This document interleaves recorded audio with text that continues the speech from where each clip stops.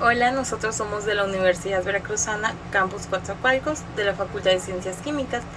Mi nombre es María Carolina Hernández Aguirre y en este video vamos a explicar lo que es la cromatografía, incluyendo los tipos de cromatografía, su fundamento, partes principales y sus aplicaciones.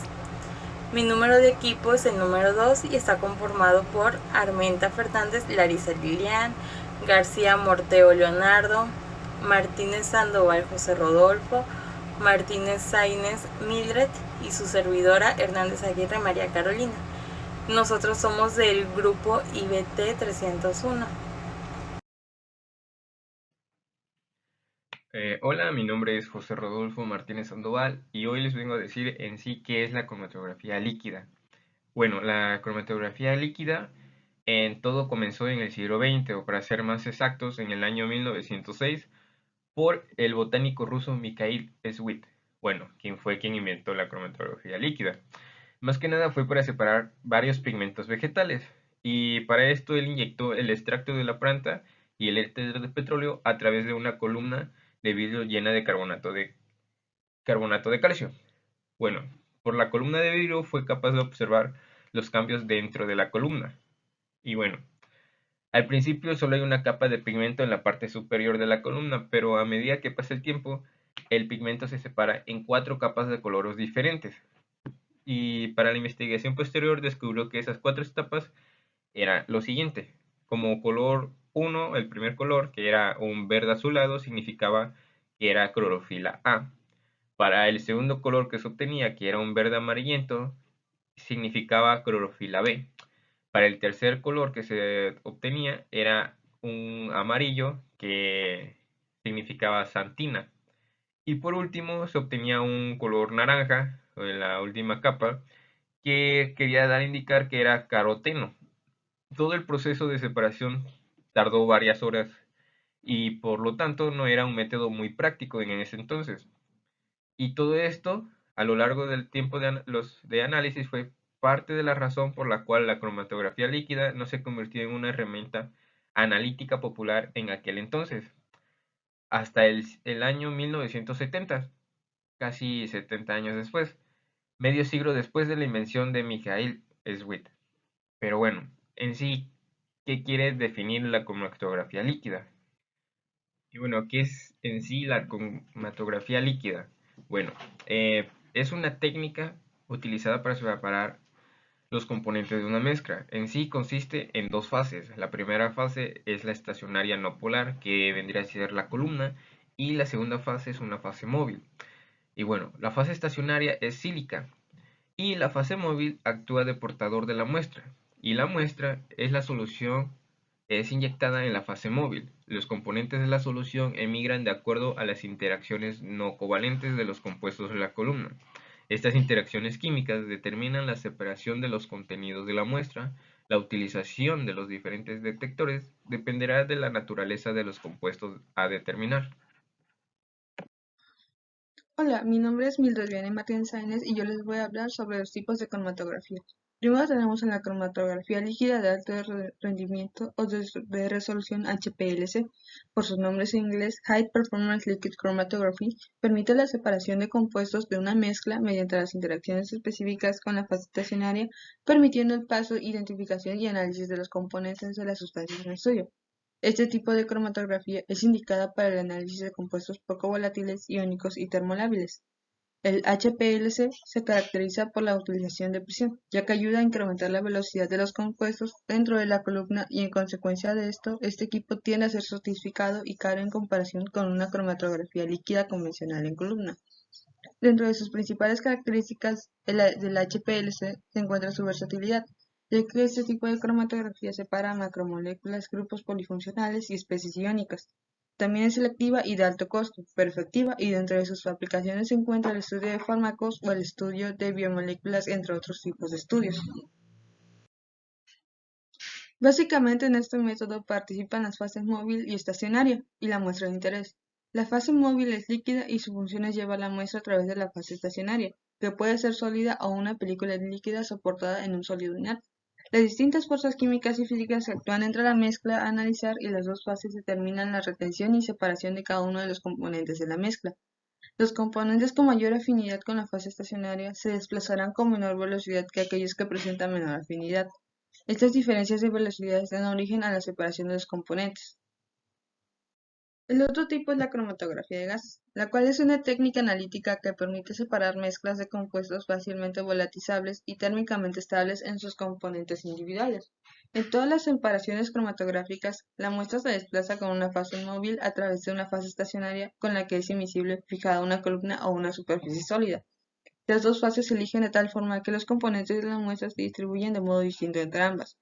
Aquellos componentes fuertemente retenidos por la fase estacionaria se mueven lentamente con el flujo de la fase móvil. Por el contrario, los componentes que se unen débilmente se mueven con rapidez. Como consecuencia de la distinta movilidad, los componentes de la muestra se separan en bandas que pueden identificarse cualitativa y o determinarse cuantitativamente. La clasificación más frecuente en cromatografía es la marca el tipo de fase móvil. En ese sentido, la cromatografía de gases se emplea como fase móvil un gas. Existen fundamentalmente dos tipos de cromatografía de gases: la cromatografía gas sólido, cuya fase estacionaria es un líquido y el tipo de equilibrio con la fase móvil es una de absorción, y la cromatografía gas líquido, cuya fase estacionaria es un líquido absorbido sobre un sólido y el equilibrio lo marca el coeficiente de reparto. En cromatografía de gases, la muestra se volatiliza y se inyecta en la cabeza de una columna cromatográfica. La ilusión se produce por el flujo de una fase móvil de gas inerte. La fase móvil no interacciona con las moléculas del analito, cuya única función es la del transporte de este a través de la columna. En este punto se produce la separación de los componentes de la mezcla que finalmente son determinados gracias a un detector que amplifica la señal integrándola y dando lugar a los resultados analíticos. Fundamento de cromatografía líquida de alta resolución. Es una técnica de separación de mezclas de productos poco o nada volátiles. La muestra se introduce en el puerto de inyección donde es arrastrada por una mezcla de disolventes, fase móvil, hacia una columna cromatográfica. Es un método físico de separación para las características de mezclas complejas. Su objetivo es separar los distintos componentes de una mezcla. La diferente interacción de los analitos con la fase móvil y el relleno de la columna permite la separación de los componentes de la mezcla para una posterior detección o caracterización y cuantificación utilizando diversos detectores. Existen dos fases, la móvil y la estacionaria. En la fase móvil, la fase es un fluido, líquido, gas y fluido supercrítico. Y en la fase estacionaria tiene un consciente área superficial, volumen muy elevado. Es un sólido o líquido. Gracias. Las partes principales de un cromatógrafo líquido de alta resolución son los reservorios, donde se encuentran los disolventes, que son frascos de vidrio transparentes o ámbar. Estos disolventes son orgánicos y puede ser metanol, acetato de etilo, acetona y alcohol isopropílico. También pueden haber otros, pero estos son los que son más utilizados para este tipo de práctica. Bueno, estos disolventes tienen que estar desgasificados. Esto, ¿qué quiere decir? Es eliminar el aire que está disuelto en el disolvente para que a la hora de realizar la lectura no haya algún error debido al disolvente. Las bombas únicamente sirven para generar una alta presión o, dependiendo del cromatógrafo, una baja presión para que el líquido en la muestra pase a través de las columnas. Esta presión puede ser entre 1 a 600 bar. El sistema de inyección de la muestra pueden ser dos: automático o manual. Comúnmente se ocupan 10 microlitros para analizar una muestra. Una fase muy importante o una parte muy importante es la columna. Estas son de acero inoxidable o de plástico de una longitud de 5 a 30 centímetros. Dentro de estas columnas se encuentran la fase estacionaria. Comúnmente son donde lo que está dentro de ella comúnmente son las partículas de carbono activo y tiene un diámetro de 5 micrómetros. Dentro de estas columnas se realiza el proceso de separación del analito, o sea, de la muestra, de acuerdo con la relación masa-carga. También cabe indicar que existen columnas para la fase normal y para una fase reversa. Para las columnas de fase reversa tenemos la C2, la C8, la D18. Bueno, previamente debe colocarse una precolumna antes de ingresar a la columna. Esto con el fin de que en la precolumna se queden todas las partículas o suciedades que puedan ingresar a la columna y dañar la fase estacionaria de esta. Bueno, antes de todo esto, la muestra que es inyectada tiene que ser filtrada. Ese es un filtro que mide 5 micrómetros y de todas las muestras tienen que ser filtradas porque puede ocurrir un daño al equipo y a la hora de tener los resultados.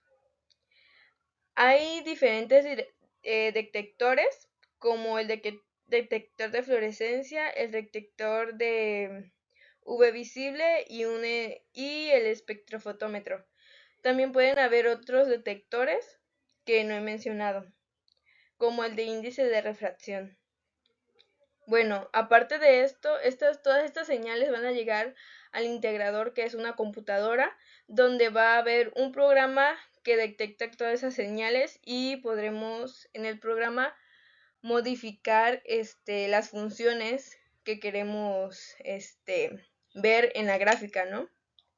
También dependiendo de la muestra nos va a indicar las gráficas y diversas funciones que hay en los programas.